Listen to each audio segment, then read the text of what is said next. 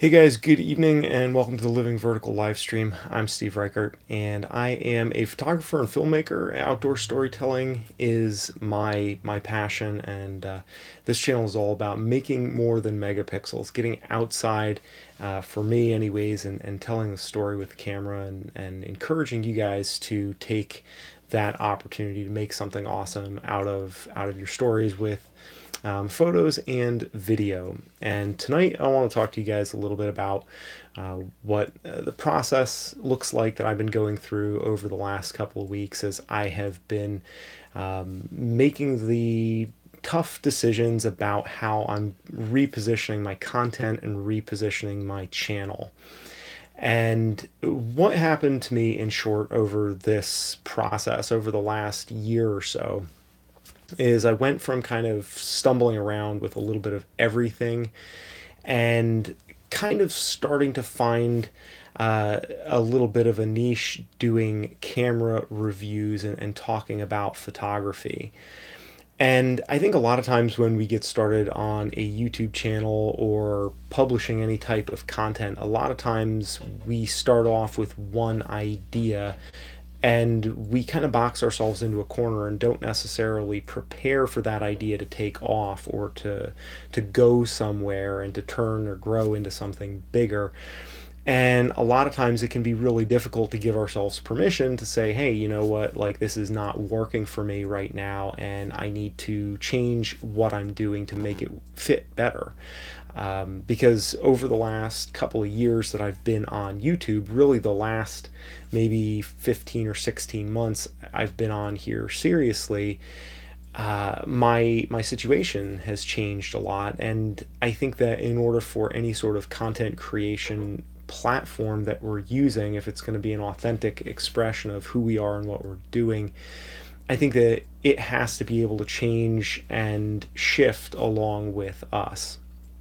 And that could be an intimidating proposition, because when we experience some growth, I know, at least speaking for myself, over the last year I kind of found a lot of my growth coming from doing camera reviews, and specifically talking about Fuji cameras and lenses, and some of the experience that I had buying and shooting and selling those different cameras. And I enjoy being able to talk about gear, but I kind of got to a point recently where I said, I feel like I need to be able to start going back to why I started this channel in the first place, is because I really want to have an outlet to tell stories.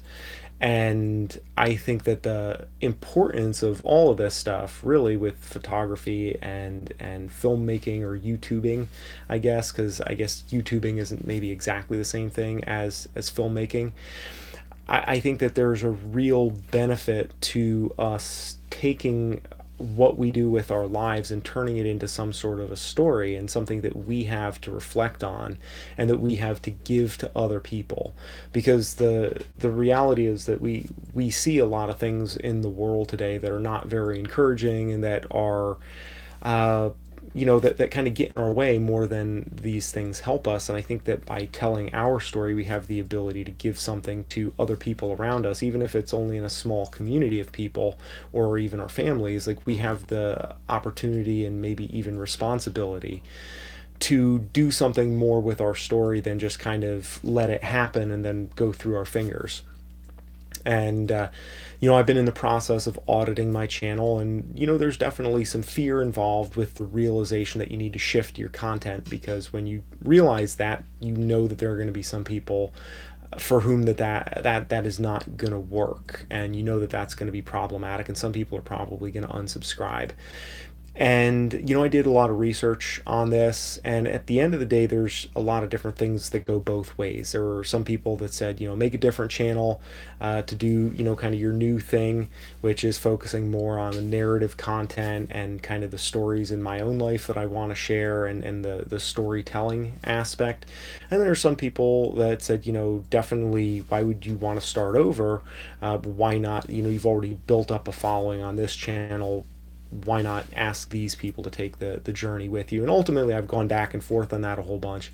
And the decision that I came to was that, this is my channel, and what I want to do with it is I want to make it into an accurate reflection of where I am at a given time. And I'm going to be in different places at different times, and I'm going to do different things at different times. But I think that in order for any of us to do any creative work that is going to have any staying power, especially on a platform here like YouTube, I think we have to be selfish a little bit as creators and say, here's what I want to do, and here's what I'm curious about, here's what I'm interested in. And I think that that shows, because we want people to follow the work that we're doing, and we want people to appreciate and to enjoy what we're doing.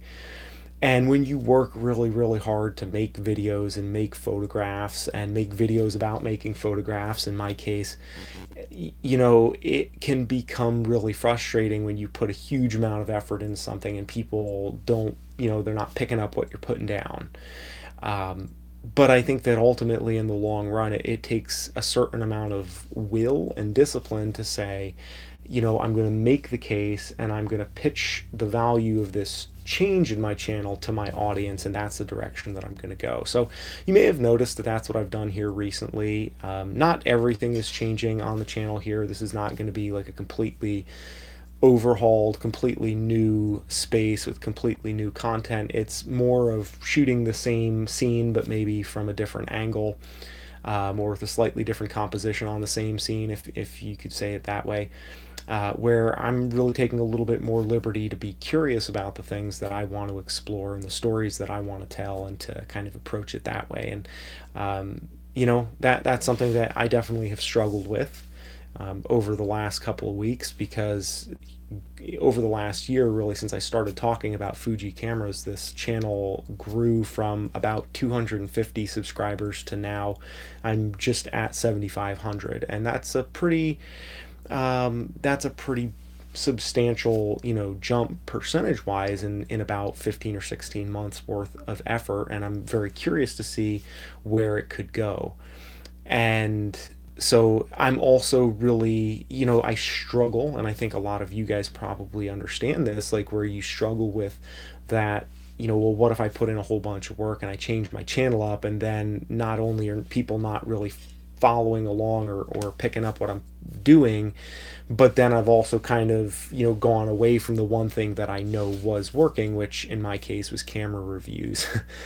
But it's a tough decision, and that's kind of where I landed on it. So I'm always open to hear what you guys think about this stuff, and I'm gonna chat with you guys here that are here on the live stream tonight. I wanted to kind of do that little bit of a monologue so people understand kind of where I'm coming from.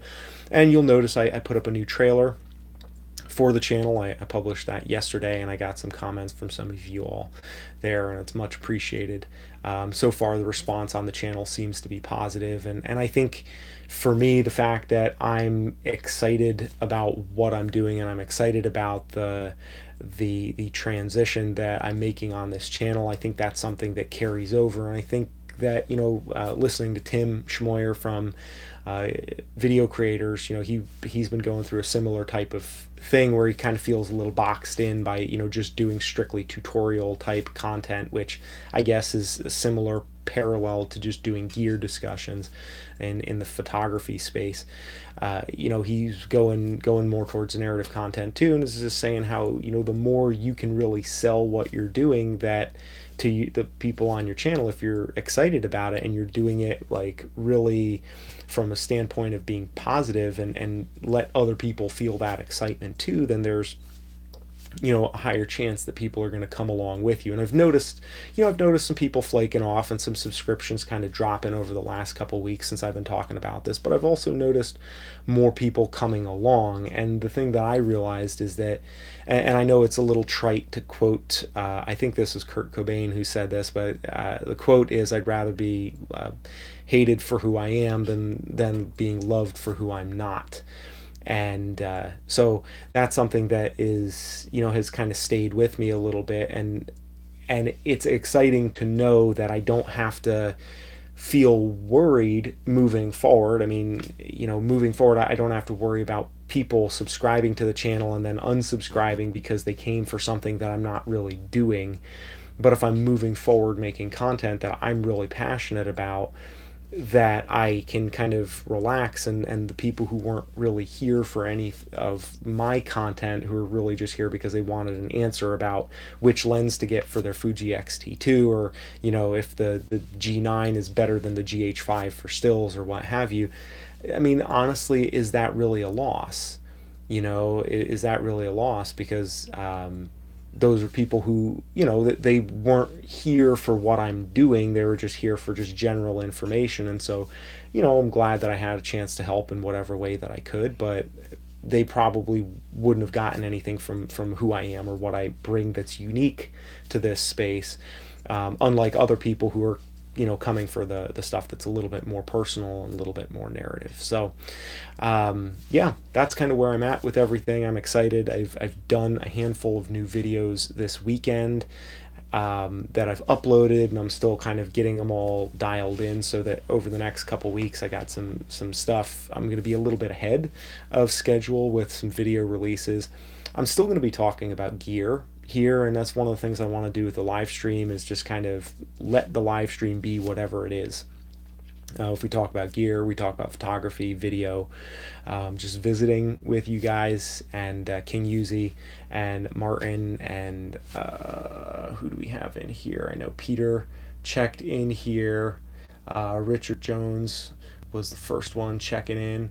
Like, that's what the live streams are for, is that we can kind of kick around different things, but in a more conversational tone. And also, I'm going to be doing short form videos on Thursdays that are just kind of like, talking head videos like this, that aren't necessarily narrative content, but just more rants and opinions and observations and stuff like that. That's just kind of like a little 3 to 5 minute video.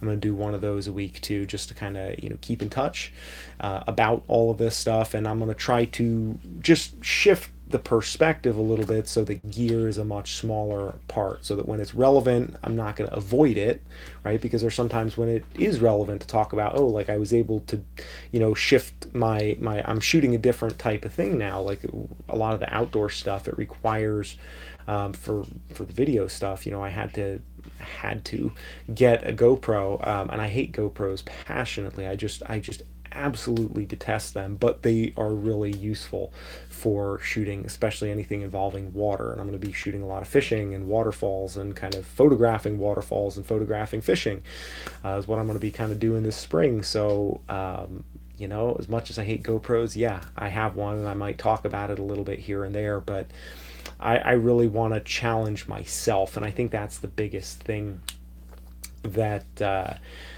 you know, because honestly, I feel like it was really easy for me to make videos about gear, because I have very limited amount. I can make a video about gear in a short period of time. There's very little B-roll that I need. I can guarantee a pretty decent response pretty easily, and I can just sit down, bang it out, talk about it, and then cut it up, and it's a done deal. I don't have to expose myself, figuratively, not like, trench coat with, on the subway type of thing, trench coat with like bare ankles on the subway. I'm not talking about that kind of exposing myself, but like, I don't have to expose myself creatively to any sort of risk when I'm making gear reviews, because it's not really creative. It's more analytical, and analytical stuff in some ways is easier, or at least, at one time maybe it wasn't so easy for me, but now it's easy. Like, I can go review a piece of gear, and it's easy. So I want to kind of push myself a little bit, and I want to go back to doing stuff like that involves stories, and stories are hard for me, because there's a much bigger possibility that you'll screw it up and look weak. With gear reviews or something technical, you can make an argument, and it's like, it's still all about your argument, um, and that's your argument just is what it is. But when you're doing something creative, you're saying, like, here's my interpretation of the world, this is my world, number one, and you invite other people in, and if they think that your world sucks, it's kind of like, ouch, that kind of hurts. And or if you have a really special part of your world that you want to share with somebody, and you don't shoot it really nicely, or you're not happy with the aesthetic, then you feel like you're somehow underserving, or not doing justice to some part of your world that is really important to you. So there's a lot more to risk, But yeah, I'm gonna go for it. And I think one of the new projects too that I'm going to be announcing coming up, and it's not like I'm going to make my channel all about this, but some of the videos on the channel this spring and summer are going to be about my project. I want to try to photograph 100 waterfalls locally because I know I'm going to be fishing a lot more rather than climbing, because I have more time for fishing, and that's also something that I can do more closely with my daughter. And frankly, it's a royal pain in the butt to try to film and photograph climbing, especially with one person. Just numerically trying to photograph climbing, being in a vertical plane where you can't really move is just really challenging. Really challenging because you can't get your compositions are very limited when you're in a vertical plane. You can't really move. So I'm excited to shoot something different that's still outdoors and that's going to really, I think, is also more accessible to people, because if I'm shooting outdoor content like fishing and hiking and photographing waterfalls, which is kind of my first like condensed official project, that's something that's much more approachable because everybody has some element in which they can do those same things. It's more participatory, and that's really overall what I've always wanted to encourage with my channel is not so much like look at me what I can do, because honestly, like, I've never been like that great of a climber, but more from a standpoint of saying look at the awesome gifts that I've gotten from being able to be in these environments. Like, come out here with me. Like, it seems kind of weird to go on YouTube to make videos to talk to people about, and get people excited about getting away from their phone and their computer and going outside and doing things, but like, this is where people are. And a lot of us can't be living the van life and living the dream all the time, which is something I've come to realize over the last several years with family and going back to school, and really having to make changes. That it's like, oh man, I was living in like a fantasy land, which was really nice, don't get me wrong. I've been kind of auditing all my back catalog of videos on the channel, and it's just like, man, who the hell was I? Like, I had this really crazy life where I was like living out of my car for years and climbing constantly and traveling to different countries and just like living in the dirt and making pictures all the time. It was super cool. But like, it's just so out of touch with the way most people live. And what I found is that I really want to be able to create something that acts as a resource and an inspiration, for other people who are kind of in that position where they're like looking back at like, man, I used to have all this free time. Now I have a family, I have a job. What can I still do with my creative stuff, with my storytelling, my photography, my filmmaking? And the answer is like, that's hard. That's really hard. But I think there's something that we can do. I think there's something that we can do. So, all right. Enough of my ranting for now. I want to scroll back here through the comments a little bit, and let's see.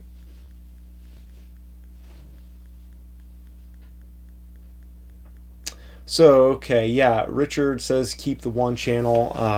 I agree about that. That's kind of where I've kind of landed with everything, is that I need to keep the one channel because it's been an immense amount of work. And honestly, like, the more I considered what I'm doing here with changing up the content, a lot of it is, I realized that I this is what I meant to be doing from the very get-go.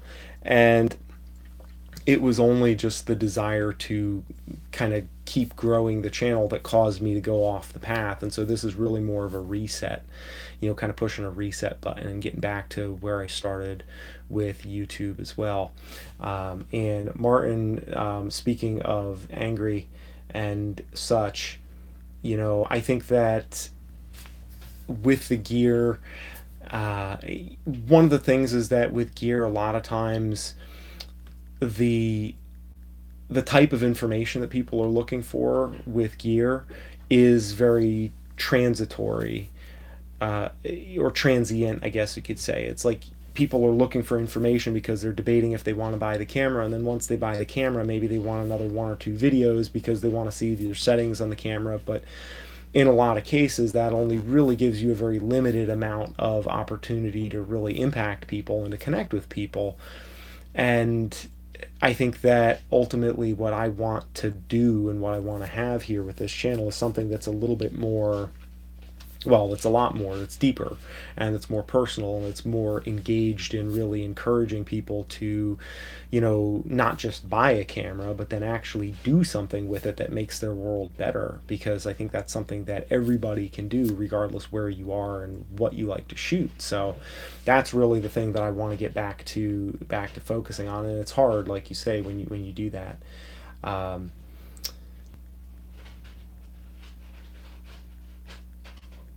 Richard Jones says, I would like to see how good photography can be with minimal equipment. I watch too many videos on gear telling me I need to have it to be a better photographer.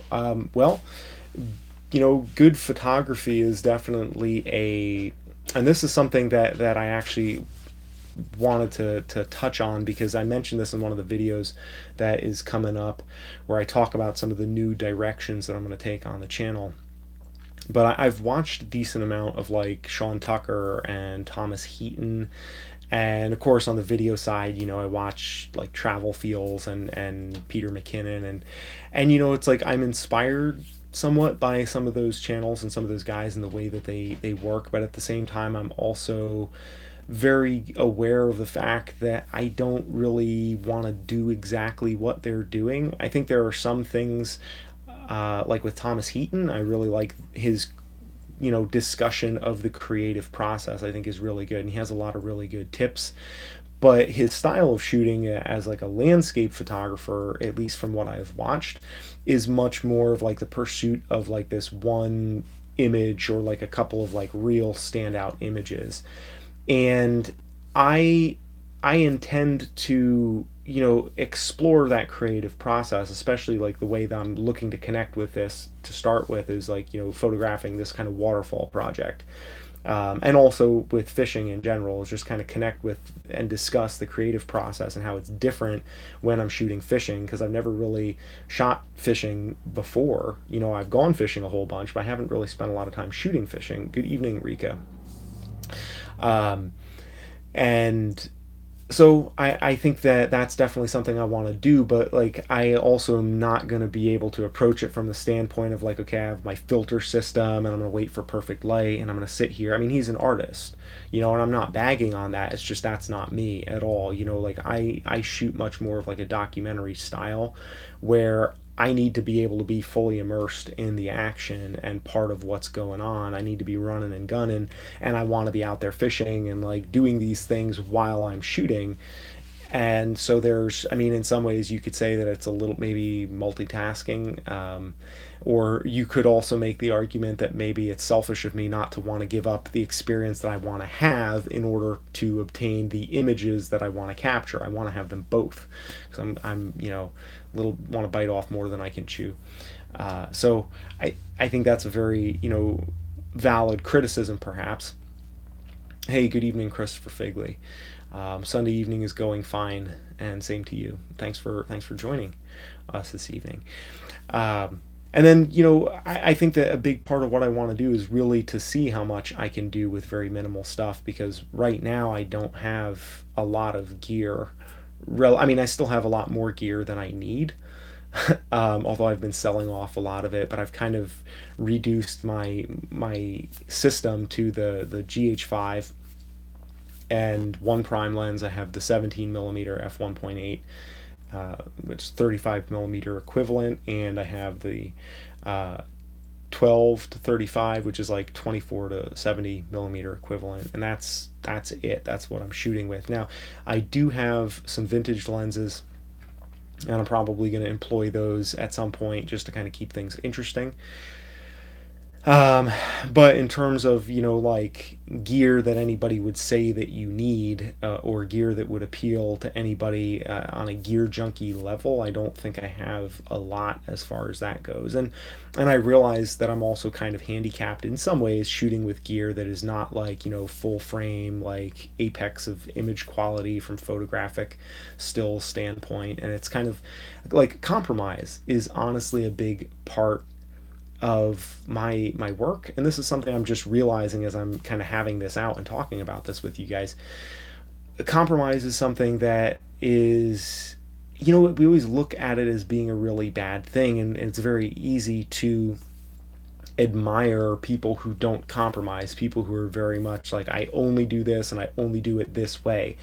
And I guess there's a lot of that out there. There's people who are like that, but for me, a lot of it has to do with, the reason why I'm here having this conversation with you this way is because, well, I had to go back to school because I kind of had to drop out of professional photography because it just wasn't really a good fit, but I still want to keep photography in my life, and like I still want to do some filmmaking, even though I'm not like making documentaries and, at a professional level now. And, that's kind of a different, like, things change, and so you have to compromise. And I think that's something that a lot of people can relate to, and that being able to compromise with your work is something that, instead of kind of being ashamed or embarrassed about, I mean, there's definitely a place for purism in any artistic or creative pursuit, but I think that to a large extent we have ceded a lot of territory to the artistic purists, where nobody else is kind of allowed to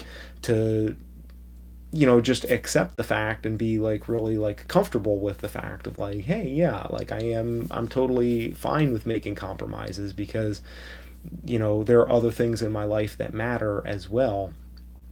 And, not feeling where we can celebrate that basically, and we can promote that, and we can be stoked on that instead of feeling bad about that or looking at that as something that's somehow lesser than. And so, yeah, that's one of the driving forces. Yeah, I totally agree that, with what you're saying there, Martin, about constraints being and limitations being a big part of creativity. I know for myself, like, this is something that, I'm excited about because I have to work within a smaller perimeter gear wise, and, and I have to. It's good because I still have plenty of territory to explore, but the territory that I now have to explore, it's not so much on the gear side, it's more on the personal side. It's like I have to like stop looking outwards at the gear and have something, oh, like, hey, look at the gear, but like now I have to really focus on the experience and just get better. Maddie from Travel Feels, he did a video talking about his goals for 2018 and how his secret, quote unquote secret to gaining 200,000 subscribers over the last however long was just, his advice was like, just get better. And I was thinking about that, and I was like, yeah, it's a lot easier to it's a lot easier to just kind of hide from that hard work of getting better. Hey, Peter, thanks for stopping in, and I saw your comment. I appreciate that. I'm gonna definitely let my personality come through, and I appreciate your support. It really does mean a huge amount when folks leave nice comments like that. So thank you. Um, it's the same thing with like going to the gym, or like, making physical changes in your life or your diet and your body. Like, you want to get stronger, and it's a lot easier to spend time like watching YouTube videos and watching people on Instagram who've like already done the work, and then think about like and make plans about what I'm going to do, than it is to just kind of say, okay, I'm going to put in my headphones and put my shoes on, I'm going to go outside, and I'm going to be uncomfortable and cold, and like, go running for an hour, or go to the gym and like, have to be in that hateful factory of just awfulness. Like, if you go to Planet Fitness, which I don't, but I have, I hate Planet Fitness, like passionately hate it. So, it's a lot easier to look for ways, and I think the more creative we are, the better we get at finding ways to avoid doing that hard work to get better. Which kind of is detrimental, and especially if you make some progress and you get a little bit better, then it gets easier. You kind of hit a plateau and you're like, oh, now I can kind of relax. Like, I've kind of started to gain a little bit of momentum, my channel's growing, and then you want to, kind of take your foot off the gas a little bit, and, you know, it makes it a little easier to start hiding from yourself. And I think that brutal introspection and honesty within your own self is how, it's a responsibility that we all have to each other and to ourselves, because anything creative, like, we have to, the camera looks both ways, we have to engage ourselves with any of that stuff. And if we gotta, if we don't call ourselves on our own BS, nobody else is going to, or it won't matter if other people do, because we'll just say, well, screw you, and like, I don't need to listen, or somebody just being a troll or whatever. But like, we really have to be able to have those honest interactions with ourselves. And honestly, I do actually, and I know this isn't necessarily a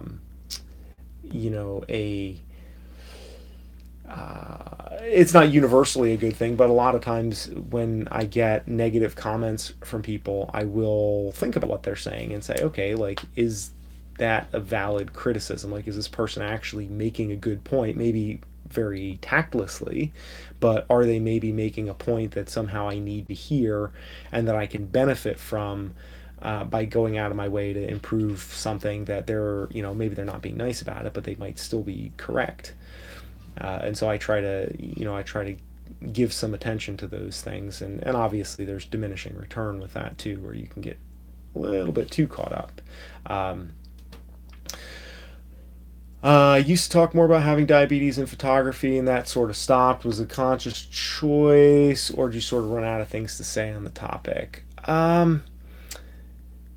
So do you mean like talking about the relationship between my diabetes and photography? Do you mean those two things together specifically, or do you mean kind of those as unique things that I happen to talk about? I mean, I can tell you that I love talking about my diabetes. I mean, as much as you can enjoy talking about anything like that, because it's a very interesting thing for me.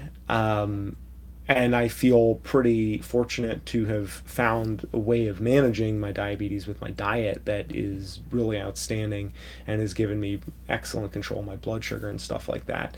Good night, Richard. Thank you for checking in here. I appreciate that. Have a good evening.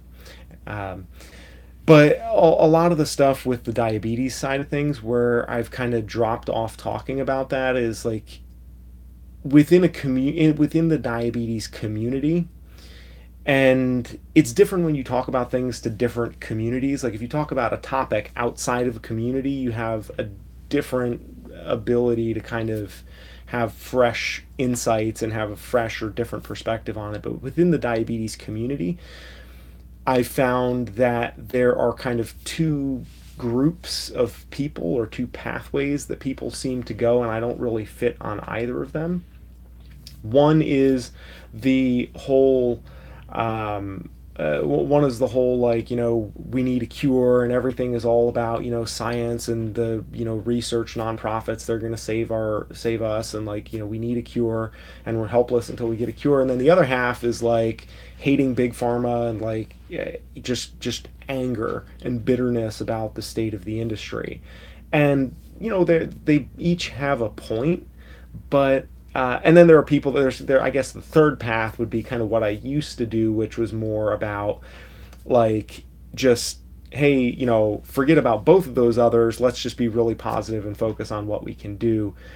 And that path of, overly positive thinking, it's great, but like, there's a certain level to which you get tired of trying to foist that over on people who are just like, I'm not really that interested in it. And so I kind of reached a point where it's like, okay, you know what? Like, I've made enough videos, posted enough stuff on social media, I've put these resources out there. If people want to listen and people want to hear, all they have to do is open their ears and my stuff is there. But I don't need to keep repeating myself all the time, because it started to get frustrating to me, to the point where it was taking away from my quality of life to be able to try to, have conversations like this, where it was just kind of pounding my head against the wall. And so I've kind of retreated, and I've been retreating further and further, even on my other platforms and channels, just kind of away from the whole diabetes thing, because, I'm not angry enough at the industry, and I'm not trusting enough of research and desperate enough for research, and I'm not blindly positive enough to be like, the motivational speaker. Hey, you can do anything you want. Like, I just can't. I'm just not in that place anymore. So I still love talking about it. When people want to ask me about the diet and the ketogenic diet and eating low carb and all that stuff, and even people who don't have diabetes, honestly, I think can massively benefit in terms of their health from just cutting out sugars and carbs. Yeah, but it's something I've been thinking about though too, Martin, because I have officially determined I was working on a documentary project that it was the Bantings Ghost documentary project. It was about insulin access, and that was like the main thing I was doing through my Patreon was that, and I've determined that I'm not going to keep doing that project indefinitely. I have one more episode that I'm working on of that, and I'll release that here too on the YouTube channel once it's done. But I'm going to kind of put that out there, and then that's going to be it for that, because I don't want to continue. I just don't want to live in that space. And ultimately, what that decision came down to, I just kind of realized like I really want to focus my creative efforts on stuff that I'm interested in, stuff that I'm curious about, stuff that inspires me, something that I look at and say, this is where I want my life to go. This is where I want to have my focus, rather than something that is more negative and, uh, or something that's just kind of been done to death. Like I don't really have anything new to say about diabetes. And so it's kind of like, yeah, I mean, it's definitely what got me into all of this stuff. I will say that, and that is why if you go back, like my earlier work, like my some of my documentary stuff, my climbing videos, most of my climbing films have some element of diabetes in there, because with climbing, there's a definite physicality to it that forces me to engage my blood sugar and my metabolism a lot more than with a lot of other things that I do creatively. And so that was definitely a big motivating factor for me. And I also found that, photography was a really good way for me to cope with the realization of mortality that goes along with having a chronic illness. It's like when you get diagnosed at 16, the doctors say, look, good luck with this, but you're probably going to, have, you know, 10 to 20 years knocked off your lifespan because of the fact that you're living with this disease. And when you hear that at 16, it's just like suddenly you become much more concerned with like squeezing every little bit of detail and meaning out of your life, because you're aware that you might have less of that just from the get-go based on your physical condition. And it kind of worked for me to make me more attentive to how I treat my body and how I take care of myself. But it's also, given me more of an appreciation for story and for like little moments that kind of slip away. And I've come to appreciate that value so much more now that like I have a daughter, and even like looking back on my life. And that's one of the things when I look back on the YouTube channel here, I'm just like blown away. I'm like, man, I'm so glad that I spent the time making those stupid videos that were shot so terribly that have like 43 and 46 and 32 views. Like these videos that just like, at the time, just seemed like a complete waste of time. And maybe they were, maybe they are objectively a waste of time as far as most of the world is concerned. But it's like those have like given me these frozen little moments of, little moments with my daughter and my wife, like living on the road and like doing all these cool things that, we may do again, but it's never going to be the same way, the same way again. So, well, thanks, Martin. I appreciate knowing that it inspired you, with your medical problems, and I think that is something that always means a huge amount to me, because I want that to be part of who I am. I want, that is part of who I am, and I want that to be, visible in a lot of ways. And like honestly, my most viewed video on this channel is the documentary that I made about my 365-day climbing project that I did back in 2011 or 2012. And so I think that, is on course.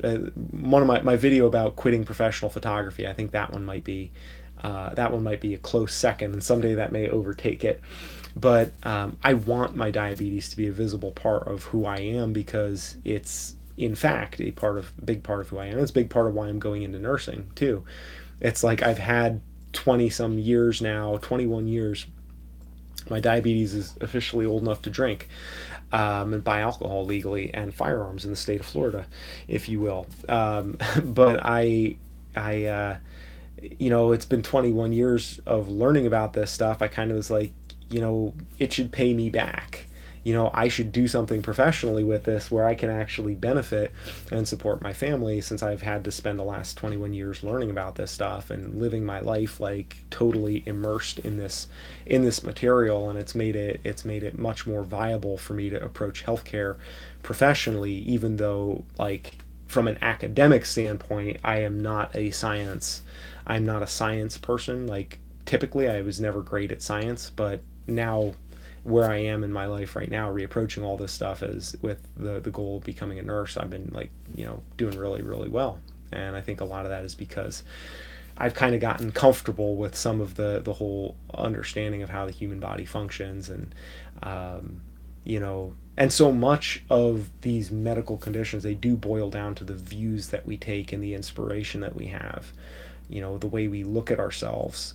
And for me, one of the things that was really hard, Martin, talking about diabetes, was it was always hard for me not to get sucked into the minutia of talking about diabetes as an individual condition. And it was hard for me to find a way to apply that to other things, because I always looked at my discussion of diabetes as more of a, just a general fill in the blank of a challenge that could be any different thing for any different person. It could maybe not even be a chronic illness at all. Like, maybe it's where you live, or, a money situation, or having a child at a time in your life when you're not ready.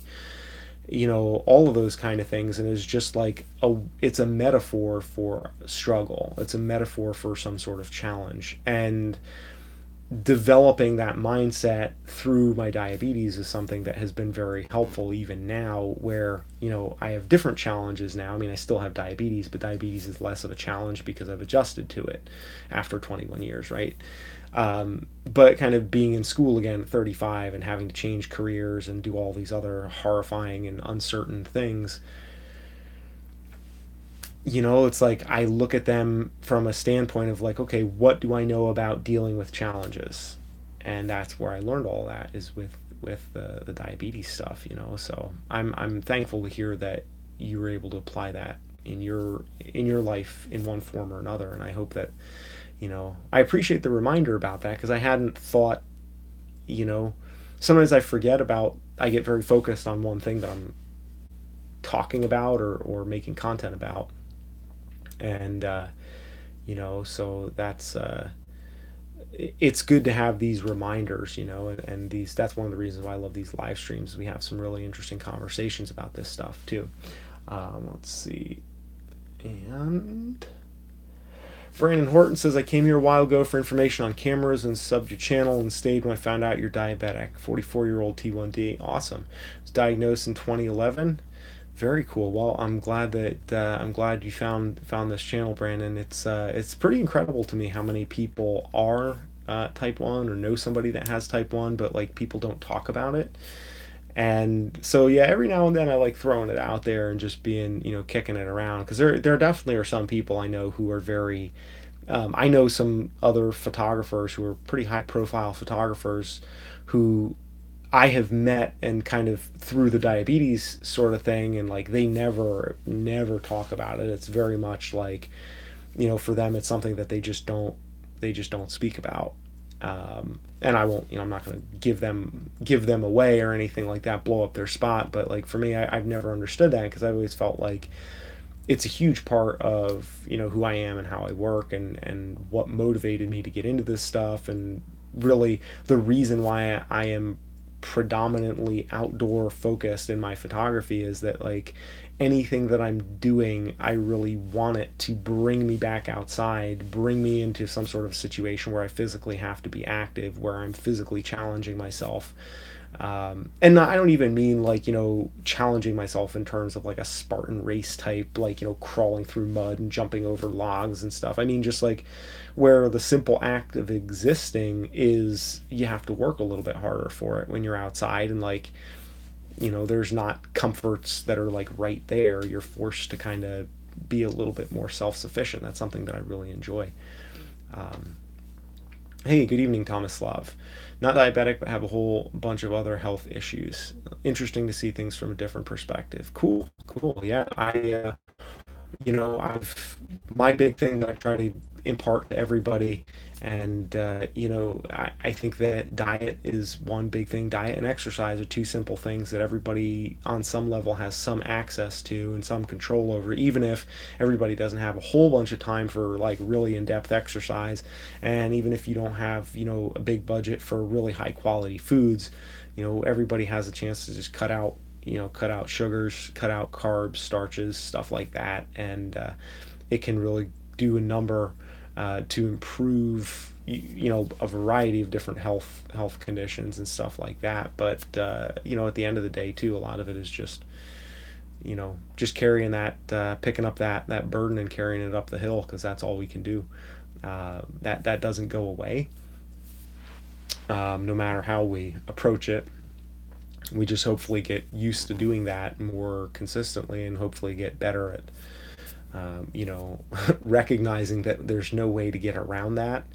And same thing like I was talking about earlier from a creative standpoint, right? There's hard work that must be done, and the sooner we just go do that work, that's the only way to move forward with anything, whether it's physical or health or anything. And there's so much of that burden that we're always going to just have to carry. And it's like this, and I think about that sometimes too. Like I've had a couple of days recently where my blood sugar was a little bit high, and it's just like, and then I think about like how many days I've had high blood sugar over 21 years, and what sort of an impact that's already had on my body that I can't do anything about, that's completely irreversible. And it's like you think about that and it gets really heavy, and you're just like, man, how many days or months have I cut off my life just by mistakes that I've made up till this point? And I'm 35 and still in better shape than almost everybody I know. But like, that notwithstanding, there's like a lot of things that I've done that are not, that have hurt my body, just because of the blood sugar being too high or too low or whatever. And it's like, it's really sobering. But then you realize, okay, well, you know what, I could sit here and think about that, and that wouldn't help me. Or I can, like, get back up and go out and shoot something, or go out and edit something and make something, because like I'm not getting any younger here. So Brandon is a dedicated Sony E-mount shooter, A6000, and a Sony Handycam 4K camcorder. They work great for my budget. I love GoPros. I have one, but I understand why you don't like them. Yeah, I want to like GoPros, and maybe this, I got the Session 5, and I want to like GoPros, and I always have. I mean, I started off shooting all the early videos, or the couple of the early videos. My very first video that I ever published to YouTube, which you'll see again, because that's upcoming video that I'm going to kind of looking back at that. I shot it on the very first GoPro, the first Hero, and I really wanted to love them. It's just, there's something about the image quality and the way they always look a little funny, and I could never get the colors to come out right, and the sound, and like, yeah, there's always that sound, like where you can hear like that hollow sound, and the clacking and the banging and the rattling. It was just always very, very disconcerting. So I couldn't really, I tried, but the one thing that the GoPros do really well is, the fact that they can shoot stuff underwater. And I'm gonna hopefully be around aquatics a substantial amount. I think that it made sense to get one of these, because it's super super light, and apparently these have some sort of image stabilization, although I believe it's only digital IS. But for the lightness, I think that that'll be good. Yeah, they've been in trouble as a company for a while. I actually found that out just after I bought a bunch of their stock. Not the best financial decision I've ever made, but I did it, and I lost a bunch of money, and I started to dislike GoPro even more after that point. Um, but yeah, I I hope that somebody moves on with them or does something to kind of salvage what they have, because I mean they have some really cool ideas, but I think they just got very comfortable doing what they were doing and didn't really stay up with the competition and stay ahead of the game, and I was yeah, that was pretty wild. I Tony and Chelsea Northrup, they did a podcast about that couple months ago, I think, or maybe a month and a half ago, something like that. The story of GoPro, and they told the whole saga, which I didn't hear, I hadn't heard the whole thing quite like that, and it was like, whoa, it's pretty crazy. Um, but yeah, they really have kind of fallen behind in some ways. But I'm very open to and hoping that the GoPro will change my mind a little bit, and that maybe I'll have some better results with this newer version. I mean, I can tell even just so far with using the session that, like, I like the one button start. You just like touch the button and it goes and it records. I haven't done voice recording yet, but I think I can envision that being really useful, and it seems like it's definitely improved a little bit. I mean, it may only be incremental improvements, but there definitely seems to be some improvements in what they can do. But yeah, we'll have to see as everything moves forward. I'm willing to give it a chance, but it's definitely a purchase for me that was much more born out of necessity on some level, or at a greater level. It wasn't like with the Fuji cameras, where it was like there's a soft spot in my heart for Fuji cameras, and I just really love the retro styling, and I love the lenses and the all of that stuff, where I was just like, oh, I have to have this camera. With the GoPro, it was like, is there any way that I can shoot the stuff that I want to shoot for less money without buying one of these? It's like a drone is something that I'm waiting on. I would love to get a drone, but right now, with the money that I'm making on this YouTube channel, it doesn't quite justify itself as a purchase. Good night, Christopher. Thank you for hanging out with us this evening, and I I appreciate you coming around. I hope we get to see more of you next week here.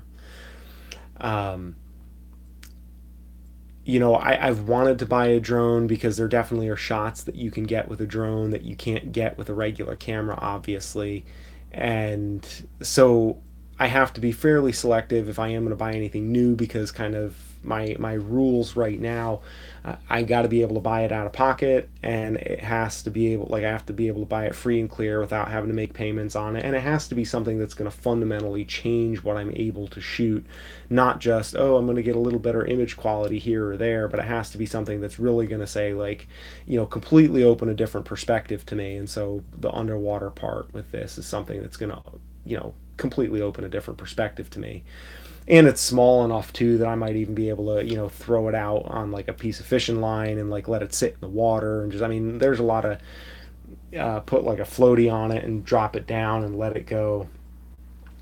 Yeah, the Mavic Air. I've seen that a little bit. That looks really good.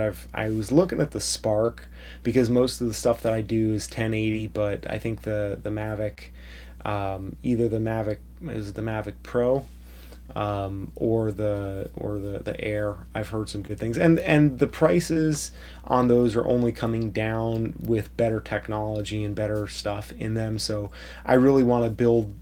Really, what I want to do, and I'll be perfectly frank with all of you that are watching, and say, what I'm going to do is take the next 6 months and really try to push hard to build the channel around this new kind of narrative theme with the storytelling and the outdoors and stuff like that. And one of two things is going to happen, guaranteed. Either it's going to work or it's not. And if it works, then it'll be a really easy call to, get a drone. because that investment will be minimal and it will be no problem to make. And if it doesn't work, well, then I got my answer. And I'll still be making stuff that I like, and I'll still have, hopefully you guys who are, uh, you know, we have this connection, we hang out, we have our conversations and our time together, and that's good. But, then I'll just have to settle with being, um, that's a good question, Martin. Wow. Okay, tough question, but a very good question. What does success mean, and how am I defining that? Well, first of all, success is arbitrary. There's you can define success in a variety of different ways. I guess I should say that, like, I'm interested in trying to grow the YouTube channel to a point where it makes me at least part-time income, where it's, where I can legitimately say, okay, when I'm done with school for the summer, that I am gonna pick up only maybe a very small side job like delivering pizzas or something, but something that's very flexible, that's very menial, just for a little bit of supplemental cash, so that I can get the YouTube channel growing and making revenue to the point where it's making things happen. Um, that's one level. That's my initial goal over the next 6 months, is to kind of see if I can put the time into it in this direction to get it to grow and make that kind of revenue for me. And it's not far from that right now, and that's one of the reasons why I feel like that could be a good thing. And I don't look at it necessarily as a failure if I'm doing the work the way that I really want to, and making stuff that I'm really proud of, that is personal to me and that feels valuable.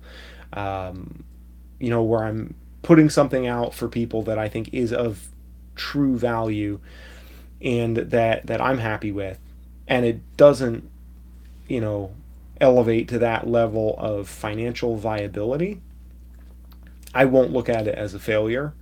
But I will look at it as a clear message in terms of how much time and effort I put into the channel after that point. And obviously, I'll keep everybody up to date on that, but I'll probably put it, because I've reached a point where it's like I've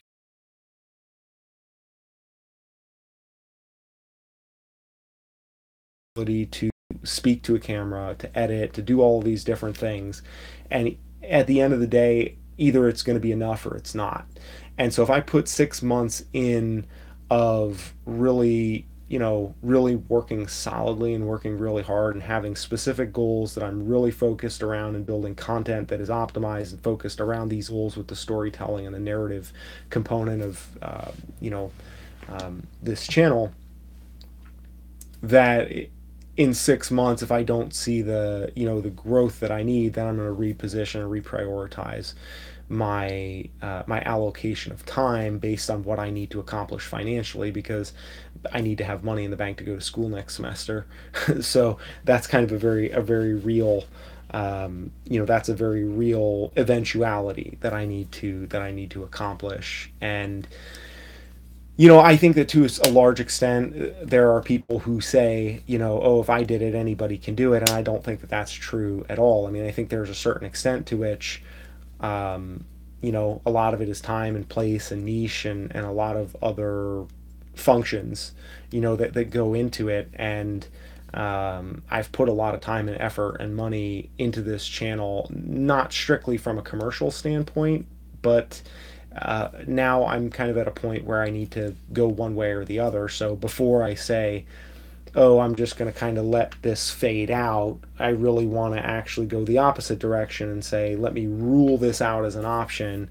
Because if I am going to go into something different and I'm going to put more of my time elsewhere, um, I want to know that I've effectively ruled out that possibility of this channel providing a little bit more. And because I would like to be able to do that, because at the end of the day, it's a benefit, it's a privilege to be able to have an audience that supports you, and that keeps you moving forward. And doing that and having that has been awesome, has been really wonderful. And it's all part of the calculus that's always ongoing when you're thinking about your YouTube channel and what you're putting out there, because there's a lot of time and money, and time is money, and there's a lot of those different elements and resources that go into a YouTube channel, and it has to be worth it. And like, I could get what I want out of it with much less editing and with much less consistency and metadata and all of that, if I wanted to just kind of create an online repository of stuff that I found entertaining, in my experiences. But like, I really want to put more polish and effort into it where I can, because I think there's a part of me where I still would like to have the opportunity to support myself, or to have some component of my support for myself, like part-time, be involved, or wrapped up with my creative pursuits. But certainly not a full-time thing, and I want to be able to do it from a standpoint where, if it's going to happen, it's going to happen in a way that feels authentically, on the money, no pun intended, to me, where it's not going to be something like I'm going to try to make everybody happy so that I can make a living off of it. I don't want to do it that way. It's like, I want to try to do it the way that really speaks to my heart, and I want to do it that way 100%. And if 6 months of putting 100% into that effort isn't showing, like, I'm expecting things to be a little slow on the turnaround, because I'm kind of shifting gears, and I think it's going to take a little bit of time to kind of change some of that. And I mean, just even for YouTube to put me in a different category in the algorithms, and to recognize that I have different content that maybe is going to be relating differently to other suggested topics or whatever, right? So it's going to take a little time for that to happen, but I figure at the end of 6 months, we should be seeing some movement, and some growth, and either yeah, either it's going to happen or it's not. And either way is good, because either way you have clarity, and that's the biggest thing. It's like, it wouldn't break my heart if I actually could just have if I could just walk away from YouTube and just be like, what, there's no point to it. But I feel like there's a point to it. I feel like it's something that I need to do, and I can't entirely explain why, because it's definitely not the money at this point, and it's not even the hope of money at some point. It's like, it just feels like it's developing, and it feels like it's growing, and it's alive, and as long as I feel like there are embers there, I'm gonna get down on my hands and knees, and huff and puff and hyperventilate until I kind of blow it into a fire. Like, there's something there that needs to be cultivated. Yeah, it's an outlet, exactly. Like, that's the only way I know how to look at it. And honestly, for me, a lot of the stuff, the financial side of it, really comes down to justifying the time that I put into this to my family, specifically to my wife, and with the stuff that, because like, right now, while I'm in school, she's in Massachusetts and I'm here, so in upstate New York.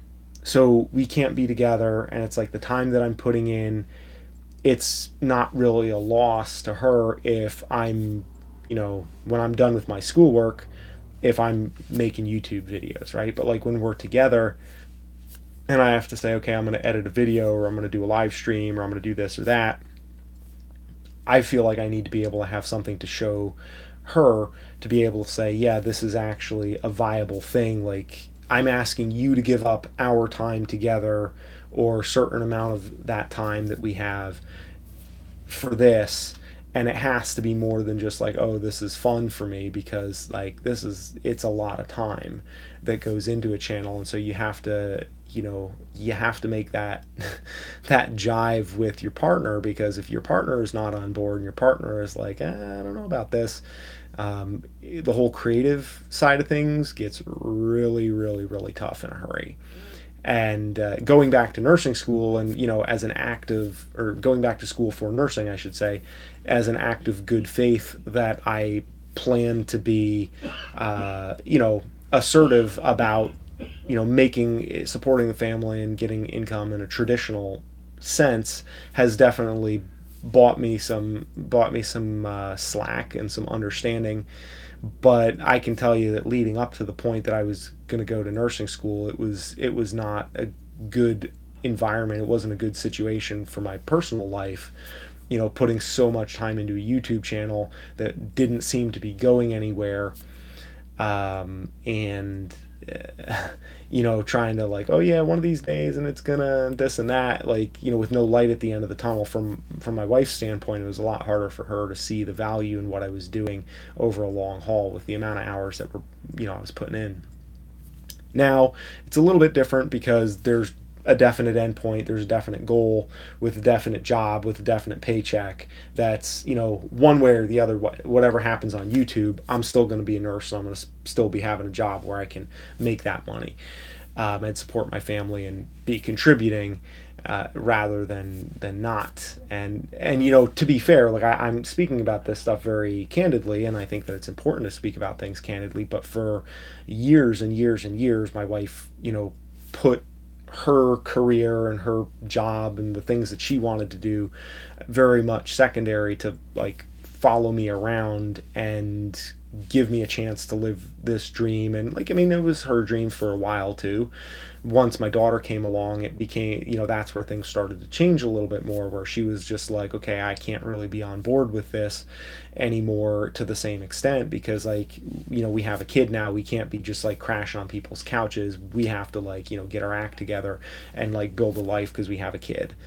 And so that was kind of where the rub really happened, where I had to start making some changes. And it's been a good thing, because it's definitely taught me a lot about the importance of considering what we put our spouses and partners through with our creative ventures and even our professional ventures. It's like, it's one thing for me to be fully invested in something, but, like, I have to also look at it from her standpoint, where she's putting in all this time and she's working and, doing whatever. And I'm like, yeah, yeah, like, I got $100 this month for ad revenue on the YouTube channel. It's like, okay, that's nice. That pays, like, half of our electric bill, or whatever. You know what I mean? It's like, you gotta be realistic about that stuff too. And I think that in the last 6 months, honestly, like, I've grown up a lot, because I've kind of shifted my perspective and been like, man, yeah, I really did a really lousy job of, being a good provider and being a good partner, and, like, having something to kick in. It's like, I made a lot of decisions that I made over the last several years, kind of from a romantic ideal of how I wanted to live my life, and I wasn't willing to compromise, which is, ironically, what we started talking about tonight. I didn't want to compromise because I wanted to live the dream wild and free, and that's all well and good, but, like, it's hard to live the dream wild and free when you don't have two nickels to rub together. And I wasn't willing to compromise in order to change that. And so one of the things, in addition to nursing school, what I'm trying to do over these next 6 months is really focus the channel in a direction that is sustainable, and then try to run it in a more professional, I guess, a more professional setting, where it's a little more, when I say professional, I don't mean, like, wear khakis to all of these live streams or anything like that, because, well, you can't see my knees and my pants. I could be wearing, just my shorts here for all you know. But, like, I don't mean aesthetically professional. I mean, as much as I mean just, like, consistent and strategic and thematic. Marketing wise, you mean for this channel or ever in my life? I have done some marketing in my time. Haven't done any specifically for this channel, as of yet. I think that what I would like to try to do for this channel is, I'd like to try to get some collaborations, and once I kind of build a little bit of my content out a little bit more in this new direction, because before I do any marketing, bringing people in, I want to have a little bit more of momentum to say, kind of, this is what we're about, this is the new deal here, and get some momentum. And then once I have that kind of base layer established, then start looking at collaborations and marketing for the channel. Those are some things that I would like to do. But as of this time, no, I haven't done any of that yet. And part of that too is, like, I don't really have a product that I'm selling here at this channel as of yet. I mean, I may, I have a Patreon, and some of the folks that are on here are patrons. Can use you as a patron. I don't know if I have any other folks that are on here right now that are patrons. And I think that once I start again kind of building momentum in the direction of that content, it's easier for me to say, hey guys, look, like, I'm going to try to, if you like what we're doing and kind of the new direction, kick in $1 a month or $2 a month at our Patreon so that we can keep doing this. And then also to look at products that I can offer, whether it be ebooks or what have you, but different things that I can offer folks that want to, interact with, my instructional format or what have you. And there are also still questions because it's kind of early days right now. It's like, the direction that this channel could go, because there's a few different elements involved in what's going on here in the channel. There's the outdoor component, there's the kind of the family storytelling, and there's like the photography, filmmaking, just strictly creative side. And I don't know exactly which one of those is going to really take priority. And that's one of the things that, as I am kind of moving forward with these videos and like shaping it, there's a certain amount where it's going to be some amalgamation, some mix of those elements are going to be settling into position, but I don't know exactly how they're going to settle in. And so I want to not do anything too early, because it's an organic process, where you just have to let things take shape a little bit and then steer it. You got to kind of massage things, and this is probably not the way that this may not be good marketing advice or good branding advice, but I think that in order to have that authenticity, rather than to just go out and say, oh, I'm going to sell people a product, but to say, you know what, I'm going to do this thing, this creative thing, and really make it authentic, you have to allow the different competing elements to find their kind of lock into position in a way that really enables everything to move forward. And I don't think I'm completely there yet, honestly. So it'll be interesting to see. If nothing else, I think that story is the banner that unites everything. I think story is that really the overarching umbrella term. Whether it's getting people who are already outdoor enthusiasts to get more involved in storytelling, or parents to get more involved in bringing their kids on doing adventures with their kids outdoors, and or just people who just want to start a YouTube channel. I think that all kind of there's a certain element where I think all of those people have a place, but the people that I'm really reaching out to, or that I feel like I have the most to offer, and that can identify the most with kind of where I'm coming from, is basically people who are, parents that are, youngish parents that, want to get outside and want to get their kids involved in stuff that's good, clean fun, and that want to have storytelling as a component of their life with their kids, and want to, but at the same time, can't necessarily be all in all the time, and can't afford to be gearheads. So, people that are basically the position that I'm in, I think that's where I have the most to offer. But it's funny because I hear different things from different people that I never would have thought that I was offering them anything, where they say, oh, like, I like this or that you did, or this documentary, or this vlog, and it meant something to me. And that's always really good to hear too, because you never can tell.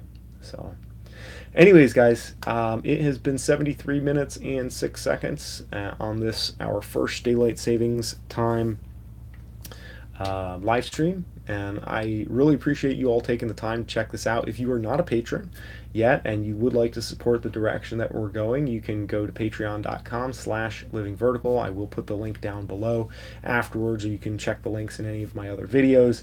My patreon.com/livingvertical, where you can pledge any amount of money that seems good to you, and in exchange get printed work, get ebooks. I do monthly wallpapers there. I do photo books. and like photo zines and stuff like that too, because I really want the kind of the more tangible printed work is really the thing that I offer in one form or another, whether it's photo prints, whether it is books, whether it's zines. I offer all of those things as well as ebooks and monthly wallpapers. Trying to keep all that straight in my head. But yeah, would love to have you guys subscribe if you're not already subscribed, and would love to, continue hearing from you guys on all the videos and stuff that I'm putting out. It really means a great deal to me to have folks who take their time to engage with the content that I'm making, and give me an external perspective, because sometimes hearing these different things, it shows me stuff that I maybe didn't take into account. And maybe I did, and maybe I just don't see it the same way, but a lot of times I get contrasting perspectives. So updates on the LV photo challenge. No, no updates on that exactly just yet. But I am gonna. That is one of the things I am looking to roll into this new kind of repositioning with the channel. What I want to do is I want to start doing that, but I'm gonna plan that out a little bit more so, and I will, when I do it, I would say probably sometime in the next month. Although, ooh, an LV video challenge. Ooh, that is a good idea. Yeah, that's something that I gotta think about that. Because honestly, it is something that I really want to do, and I feel like I'm kind of doing some element of that myself with the 100 Waterfalls project, just to kind of, I made an arbitrary goal that's based on stuff, objectives, subjects that I have around me, and I'm like, yeah, I'm going to go out and do that. So that's definitely something that I want to do. It's not off the table by any stretch. I just want to really get it in my head. Yeah, I agree. Those are some really good ideas. Um, and maybe we can talk about this offline a little bit, if you have some ideas just for, because like the video challenge, I don't know how that would work. But I like the idea of it because it seems like it would be more specific to the YouTube platform. And I would love to, and it also seems a little bit more personal too, because we can show stills in the videos. Of course, it's also a little more labor intensive, so maybe fewer people would do it. I don't know. But maybe we could chat about that offline a little bit. I'd love to hear some thoughts, because definitely getting more people involved in this stuff is a big priority for me, and getting the community growing. So yeah, it's definitely not off my mind, but yeah. What was that? Patrick J says, why not have weekly reviews of the viewers' photos? I like that idea, but like, do you think people would want me to? I don't know. It's like, who am I to critique somebody's photos? You know what I mean? Like, I'm just a guy who like has owned a couple of Fuji cameras. Like, what the hell do I know about photography? I mean, I'll be happy to critique people's photos if you guys think that's something that would be interesting. Um, I just always feel like it's hard to do photo critiques without being kind of like, there's some of them, like, either you're gonna do them where they're all milk toast, where you're like, oh, that's really nice, oh, that's fantastic, oh, really good, that's a pretty shot, oh, that's not, or you're gonna just be like brutal, and you're gonna make people, throw their cameras away or put their camera and lenses on eBay. And I'm sure there's some middle ground there.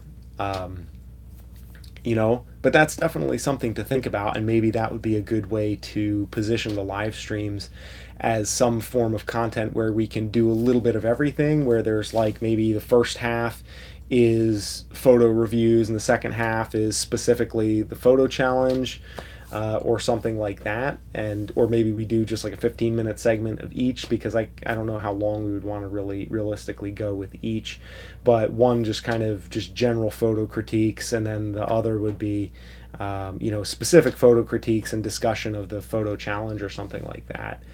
I would love to have you guys and like involved in the discussion of the 100 Waterfalls thing. Yeah. And maybe there's some way that like other people could participate in that same challenge along with me. I think that would be a really cool thing too. So, and this is what I mean. I get tons of ideas from these live streams. Like after we get off the air, I write stuff down, and I have all these things in my, in my various moleskin notebooks. So I think that's a really cool idea. Um, I just want to make sure that before I move forward with anything like that, that I can really fully wrap my head around it, so that I don't kind of go out to everybody with something that's sort of half baked, and then not be able to follow through with it, and then it kind of like fizzles out.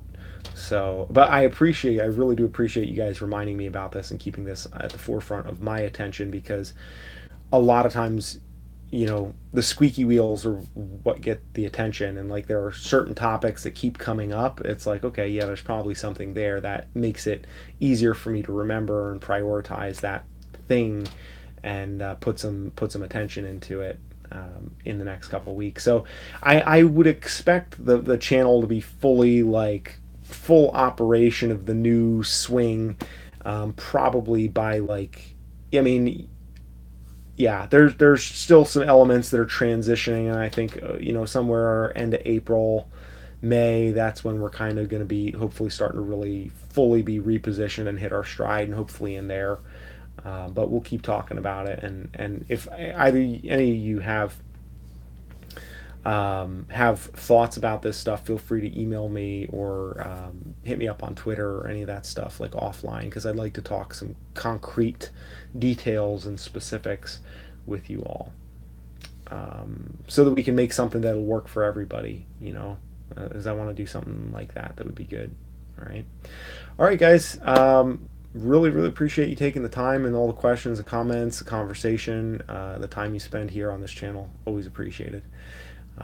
And I will see you on the next episode, Tuesday. There will be a new video, and Thursday, and then again next week on Sunday.